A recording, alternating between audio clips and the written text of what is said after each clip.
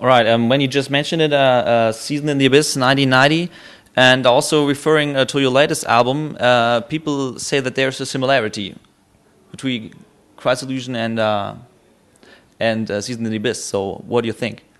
Okay. we don't sit and analyze stuff like that. You know, that's kind of the feedback we get from the fans, and it's interesting to hear, but really it's not something we think about. You know, I know this record has a vibe like that, and before we did it, I kind of thought Christ Illusion was going to sound like a mix between God Hates Us All and Seasons, just for the fact that it's first one Dave's been on since Seasons.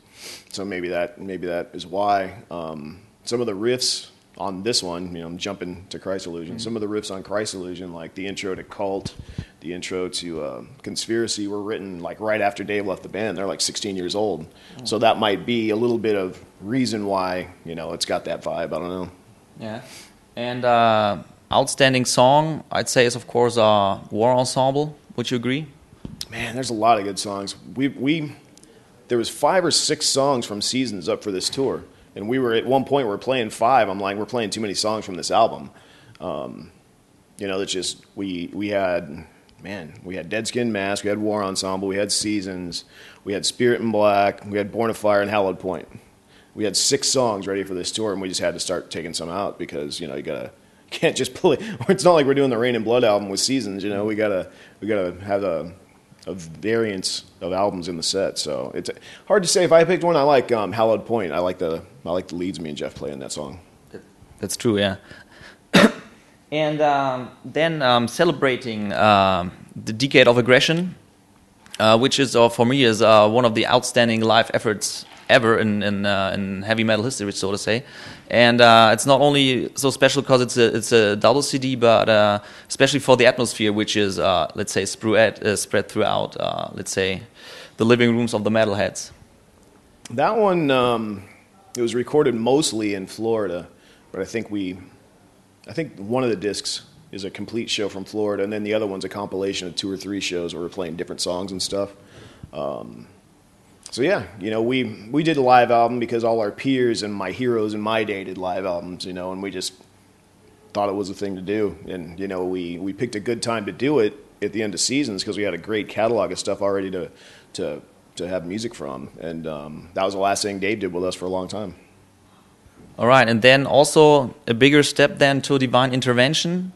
What do you say? I mean, there are some people which say, this album is not so special in the Slayer discography, but I think it has very strong songs. The problem with that record, and I didn't realize it till about 8 years ago. Well, no, not that long, 6, 7 years ago. There's a lot of great songs on that album, but the production's horrible. It sounds like shit. That record sounds horrible, and the reason being, we had like 3 or 4 different engineers. We were in 3 or 4 different studios, and we never even knew when it was going to change from one to the next. No one told us. So I'd be sitting here with you, and my engineer says, "So whoever's working with you guys tomorrow," and I'm like, "Where the hell are you going to be?" And he's like, "Oh, no one told you?" And nobody ever told us, man. We had 3, 4 engineers like that. Studios were just the same. We'd bounce from studio to studio. No idea why, you know. I guess they were just trying to get a record out, and there was only like 10 days in this studio, and then you'd have to go somewhere else. So that's very detrimental to recording for Slayer, as you can tell by the way that one sounds. But I think there's great songs on there, and I was talking to another interviewer the other day. I said it'd be really cool one day to like turn Dave loose on 3 songs and just record them for, you know, extra tracks or something, you know, and they'd sound a million times better because the sound on that's just horrible. Yeah, that is what I was going to ask next is, nowadays you have way more possibilities concerning recording technique that maybe you re-record that album with the sound you want. Like, have there been like any thoughts about something like this? I don't think I'd do the whole record because, you know, I think pick out the highlight songs. I think fans might look at that is like a cash cow move, you know. They've already got Divine Intervention, so why are you recording it again and making me buy it again? But I think the novelty of having 3, 4, maybe 5 songs at the tail end of something we put out, you know, I think they get more out of that. Okay, and then you did some very, very special release, Undisputed Attitude, which showed somewhat a different side of Slayer, but still 110% Slayer, but though very different. See, we knew Paul Bostaff was going to leave the band for the first time, and we didn't know how long it was going to take us to replace him. So we said, Paul, why don't you hang out? Let's do this album. It was originally supposed to be music that inspired Slayer to become Slayer. So we had stuff like, oh man, we had like Rainbow. I'm just trying to think of some of the songs we were playing. UFO, abstract stuff that made Slayer who Slayer is.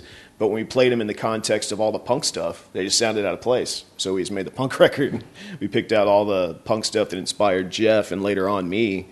And then we added Gemini to it, so people could get a taste of, what Slayer sounded like in '96. Mm-hmm. Okay.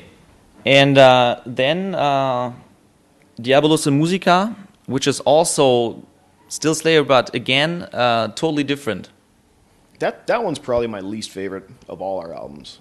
I don't hate it or anything. It's just, if I was going to play one, that's not first on my list.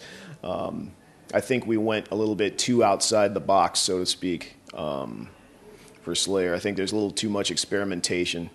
And it's the last one I really didn't write much on. So I think, I'm not saying I make things better, but if I would have wrote more stuff, it would have been more thrashy, more heavy, like God Hates Us All and like Christ Illusion is.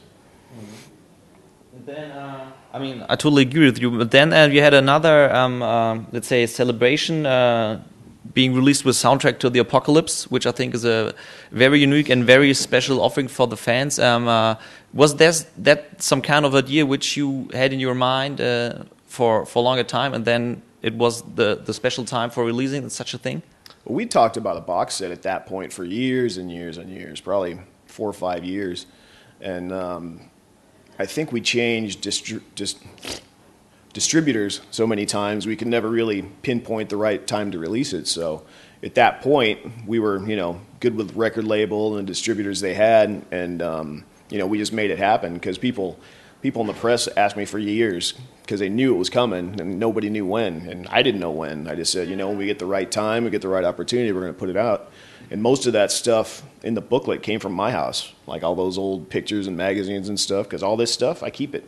I've got like 6 big bins at home from magazines from Show No Mercy to now, from flyers we used to hand out at high schools. I've got all that shit. To me, it's my life. It's where I've been. So, that's where a lot of that memorabilia from the booklet came from. And, that's really cool, I think, for fans today. There's a lot of new fans. There's kids that just got into Slayer, and they've never seen that stuff. So just to be able to see, 30, 40 pages, whatever the hell it was, that's, to me, as a fan, when I was a kid, I would have loved that shit. When you just mentioned your fans, isn't that, I think, a cool fact that a band like Slayer, which is no doubt made a huge impact on the development of heavy metal and thrash metal, especially that, of course, the band grows older and the fans also get younger.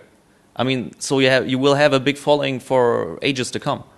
We're one of those lucky bands that was able to jump generations. There's not many that get to do that, and we're very lucky to do it. But we've worked hard to do it too. I understand that. I think the funny thing is, somebody told me just since I've been in Europe this time, somebody told me they were interviewing Angus Young, and Angus Young referenced us, and he said, Slayer's kind of like what we do. They've stayed true to their fans. They'd stay true to themselves. They basically put out the same record for 20 years. They just update it. And I've said the same thing about AC/DC forever. And I think, the fans like that. As you said, the fans are getting younger, but they're getting older too, because some of them have been there since we started. So it's getting older and younger at the same time. I think that's really cool. Mm-hmm. Then God Hates Us All. That was. Would you agree when I say this was again some kind of middle finger from Slayer out to the world? It's always about that. I think that record is Paul Bostaff's Rain and Blood. I think that was his best performance of his career.